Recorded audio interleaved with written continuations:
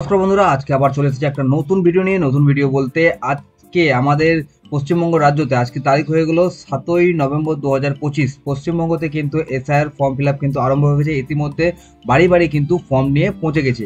আমি একটা ফর্ম পেয়েছি, সেই ফর্মের মাধ্যমে আমি আপনাদেরকে দেখাবো কিভাবে ফর্ম ফিল আপটা করতে হবে। তো চলুন আপনাকে নিয়ে যাই সোজাসুজি ফর্মের মধ্যে।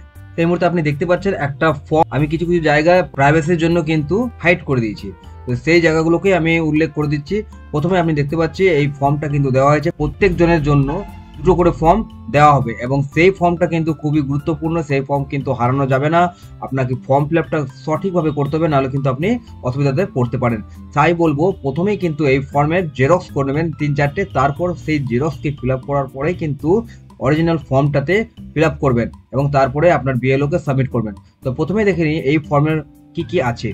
তো সর্বপ্রথমে এখানে লেখা আছে ভারতের নির্বাচন কমিশন গণনার ফর্ম। ওকে, মানে এসআইআর ফর্মটা name and contact number of BLO. এখানে বিএলওর নাম তার সাথে কন্ট্যাক্ট নাম্বার দেওয়া আছে, সেটা আমি হাইড করে রেখেছি। ওকে, তারপরে যার ফর্মটা দেবে সেই ফর্মের নির্বাচকের নাম, মানে নামটা এখানে লেখা থাকছে। নাম লেখার পর এখানে ইপিক নাম্বার মানে ভোটার আইডি কার্ডের নাম্বারটা অলরেডি প্রি প্রিন্টেড থাকছে। ভোটার কার্ডের নাম্বার, ঠিকানা পশ্চিমবঙ্গ, এটা দেখতে পাচ্ছি লেখাই আছে। তারপর পরের ঘরে লেখা আছে ক্রমিক সংখ্যা, মানে আপনার সিরিয়াল নাম্বার। সিরিয়াল নাম্বারটা আপনার পার্টে আপনার কত নম্বর সিরিয়াল সেটা এখানে লেখা থাকছে। তার অংশ এবং নাম সেটা লেখা থাকছে, বিধানসভা লেখা থাকছে এবং রাজ্যের নাম অবশ্যই লেখা থাকছে। সঙ্গে একটা বারকোড থাকছে, সঙ্গে একটা প্রি প্রিন্টেড ছবি থাকছে। সেই ছবিটা আপনি দেখতে পাচ্ছেন এখানে। এই ছবির আর একটা ছবি আপনাকে এইখানটায় এই জায়গাতে এই বক্সের ভিতরে, এই বক্সের ভিতরে আপনাকে প্রিন্ট করে আপনাকে এখানে সেটে দিতে হচ্ছে। দুটো ফর্মে দুটো ছবি কিন্তু লাগছে। রিসেন্ট কালার ফটো উইথ, আপনি অবশ্যই হোয়াইট ব্যাকগ্রাউন্ডটাই দিলে আপনার সুবিধা, কেননা এটাই অফিসিয়াল কালার, ব্যাকগ্রাউন্ড হোয়াইট থাকলে। ঠিক আছে, পরবর্তী আমি চলে গেলাম জন্ম তারিখ। তারিখটা কিভাবে লিখতে হচ্ছে? জন্ম তারিখটা লিখতে হচ্ছে তারিখ, মাস এবং বছর, মানে ডেট। প্রথমে লিখতে হচ্ছে ডেট, তারপর চলে যাচ্ছি আমি মান্থে, তারপর চলে যাচ্ছি আমি বছরে, মানে ইয়ার। এইভাবে কিন্তু ফরম্যাটটা লিখে দিলাম। তারপর লিখতে হচ্ছে আধার নাম্বার, অপশনাল, ঐচ্ছিক লেখাই আছে। তো আধার নাম্বারটা আপনি দিতেও পারেন, নাও দিতে পারেন। তারপর মোবাইল নাম্বার, নিশ্চয়ই একটা ভ্যালিড মোবাইল নাম্বার কিন্তু এই জায়গাতে দিতে হচ্ছে। ওকে, তারপর পিতার নাম কিংবা অভিভাবকের নাম, অনেকে দত্তক নিতে পারে কিংবা লিগাল যারা আছে তাদের নাম এখানে উল্লেখ করতে পারেন। তারপর পিতার ও অভিভাবকের ইপিক নাম্বার যদি থাকে তাহলে আপনি এই জায়গাতে লিখবেন। তারপর মায়ের নাম লিখবেন এইখানটায়। মায়ের ইপিক নাম্বার যদি থাকে তাহলে এই জায়গাতে লিখতে হচ্ছে। স্বামী ও স্ত্রীর নাম এই জায়গাতে ক্লিয়ার করতে হবে। আপনি যদি ছেলে হয়ে থাকেন এবং আপনার বিয়ে হয়েছে এবং যে মেয়ে আপনার কাছে এসেছে সে কি লিখবে? সে নিশ্চয়ই এখানে লেখা আছে স্বামী ও স্ত্রীর নাম যদি থাকে, তাহলে যদি বিয়ে হয়েছে তাহলে আপনি স্ত্রীর নাম এখানে লিখলেন। ঠিক আছে, লেখার সাথে সাথে স্ত্রীর নাম তো লিখে দিয়েছেন, এবার স্ত্রীর ইপিক নাম্বারটাও লিখতে হচ্ছে। ঠিক আছে, স্ত্রীকে ইপিক নাম্বারও এখানে লিখলাম। এবং সেই স্ত্রী কি লিখবে? এবার স্ত্রীকে লিখতে হবে নিজের নামটা সঠিক, আপনি যেমন লিখছেন ওইরকমই ফর্ম ফিল আপটা এরকমই হবে। এবং এই জায়গাতে লিখতে হবে এখন যে ভোটার কার্ডটা আছে, মানে 2025-এর লিস্টের অনুযায়ী যে নামটা আছে সেটাই কিন্তু ওখানে লিখতে হচ্ছে স্ত্রীকে। এই জায়গাটা পিতা ও অভিভাবকের নাম।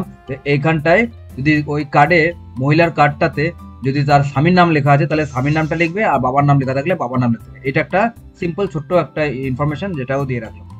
তারপর চলে যাচ্ছি এইদিকে, বাঁ দিকে একটা জিনিস বক্স আছে আর একটা ডান দিকে একটা বক্স আছে। ওকে, এটা লেফট আর এটা হয়ে গেল রাইট সাইড। তাহলে এখানে কি লেখা আছে? সর্বশেষ SIR এর নির্বাচক তালিকায় থাকা নির্বাচকের বিবরণ, মানে সর্বশেষ বলতে ইন্ডিয়ার যে কোনো জায়গা থেকে আপনি আসতে পারেন। আপনার লাস্ট SIR যে স্টেটে হয়েছে সেই স্টেটের লাস্ট SIR ডকুমেন্টটা কিন্তু আপনার কাছে থাকতে হবে এবং তার অনুযায়ী আপনাকে এখানে লিখতে হবে। অ্যাজ ফর এক্সাম্পল আমি বলে দিই, যদি আপনি ঝাড়খণ্ড থেকে এসেছেন তাহলে ঝাড়খণ্ডের লাস্ট SIR হয়েছে 2003 সাল, তাহলে 2003 সালের তথ্যটা কিন্তু আপনাকে এখানে ফিল আপ করতে হচ্ছে, মানে লেফট সাইডে 2003 সালেরটাই আপনাকে, লাস্ট SIR 2003-এ হয়েছে, 2003-এর এখানে ফিল আপ করতে হচ্ছে। আমাদের ওয়েস্ট বেঙ্গলের জন্য 2002-এর কিন্তু লাস্ট SIR হয়েছিল, সেটার তথ্য কিন্তু এখানে ফিল আপ, এইখানটাই আপনাকে ফিল আপ করতে হচ্ছে। কি কি ফিল আপ করতে হচ্ছে? নির্বাচকের নাম, ইপিক নাম্বার যদি থাকে, আত্মীয়র নাম মানে গার্জেন, ঠিক আছে, গার্জেন বলতে বাবা মা দিদা এদের নামটা এখানে থাকলো। সম্পর্কটা আপনাকে লিখতে হচ্ছে, মানে যার নাম এইখানটায় আপনি লিখছেন তার ভোটার কার্ডে যেটা আছে, মানে লাস্ট এসআইআর এর যেটা ওখানে লেখা আছে সম্পর্ক, সেই সম্পর্কটাই এখানে লিখতে হবে।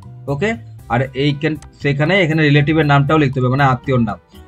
সেই জেলাটা লিখলেন, রাজ্যের নাম, বিধানসভা ক্ষেত্রের নাম, সব কিন্তু ওই 2002 অনুযায়ী হচ্ছে। লাস্ট এসআইআর যেটা আছে সেটাই লিখতে হচ্ছে। ওকে, তারপর বিধানসভা ক্ষেত্রের নাম্বার ওখানেই পেয়ে যাবেন আপনি, অংশ নাম্বার, ক্রমিক সংখ্যা সবই আপনি পেয়ে গেলেন। তারপর চলে গেলাম রাইট সাইডে, যাদের নাম 2000 লাস্ট এসআইআর কিংবা 2000 পশ্চিমবঙ্গের ক্ষেত্রে 2002 নেই, তারা কি করবে? তারা এই রাইট সাইডটা ফর্ম ফিল আপ করবে। তারা যার নাম দিচ্ছে, মানে যে গার্জেনের কিংবা বাবার নাম দিচ্ছে, সে বাবার নাম এখানে হলো, অ্যাজ ফর এক্সাম্পল আমি বলে দিই, আমার ক্ষেত্রে আমি একটা এক্সাম্পল দিচ্ছি, আমার নাম 2002 নেই, তাহলে আমি কি করব? আমার বাবার নাম আছে, তাহলে আমি বাবার নাম এখানে লিখলাম, ইপিক নাম্বারটা এখানে লিখলাম, আত্মীয় নামের জায়গায় লিখলাম বাবার নাম। এই সম্পর্ক জায়গাতে আপনি কি লিখবেন? সম্পর্ক জায়গাতে আপনার বাবারও আপনি লিখছেন, মানে আপনার বাবার যে 2002 যেটা নাম আছে সেটাতে কি লেখা আছে, মানে বাবার নাম লেখা থাকবে, তাহলে সেই বাবার নামটা কিন্তু এখানে লিখতে হবে। ঠিক আছে, বাবার নাম কিন্তু এখানে লিখতে হচ্ছে, মানে আপনার জন্য গ্র্যান্ডফাদার হচ্ছে, এটা আপনার মাথায় রাখতে হবে। এই ইনফরমেশন আপনি দিচ্ছেন, তার যে কার্ডে 2002 এর লিস্টে যে ফাদার নেম সম্পর্ক কি লেখা আছে সেটা কিন্তু এখানে আপনাকে দিতে হচ্ছে। জেলা অ্যাকর্ডিং টু ওই 2002 এর লিস্টের অনুযায়ী লিখবো এখানে জেলাটা, ডিস্ট্রিক্ট লিখে দিলাম, রাজ্যের নাম অবশ্যই ওয়েস্ট বেঙ্গল, বিধানসভা ক্ষেত্রের নাম লিখলাম, তারপর চলে গেলাম এখানে বিধানসভা ক্ষেত্রের নাম্বার, হুবহু আমি লাস্ট এসআইআর যেটা আছে সেটাই কিন্তু এখানে পুট করব, কোনো ভুল করবেন না, সেটাই কিন্তু এখানে পুট করতে হবে। ওই লাস্ট এসআইআর এর মধ্যে যে যে জিনিসগুলো লেখা আছে সেই জিনিসটাকে কিন্তু এখানে পুরো ছেপে দিতে হবে, মানে বিধানসভা ক্ষেত্রের নম্বর, অংশ নম্বর, ক্রমিক সংখ্যা, এই সব কিন্তু এখানে লিখে দিলাম। লেখার পর সোজাসুজি আমি দেখতে পাচ্ছি আমার কাজ কিন্তু শেষ, মানে আপনাদের কাজ কিন্তু শেষ। এবার এখানে বিএলও সিগনেচার করবে, যে বিএলও স্বাক্ষর। এইটাই একটা সিম্পল ফর্ম, যা ফর্ম ফিল আপ করে বুঝাতে পারলাম কিভাবে আপনি ফর্ম ফিল আপটা করবেন। এটা একটা শুধু ইনফরমেটিভ ভিডিও, আপনি নিশ্চয়ই নিজের বিএলওর সঙ্গে পরামর্শ করে কিন্তু ফর্ম ফিল আপটা করবেন। আমি একটা শুধু ইনফরমেশন দেওয়ার জন্য এই ভিডিওটা বানাচ্ছি। যদি ভিডিওটা ভালো লেগে থাকে নিশ্চয়ই লাইক করবেন, বন্ধুদের মধ্যে শেয়ার করবেন এবং চ্যানেল নতুন হলে নিশ্চয়ই সাবস্ক্রাইব করবেন। দেখা হচ্ছে পরবর্তী ভিডিওতে, ধন্যবাদ।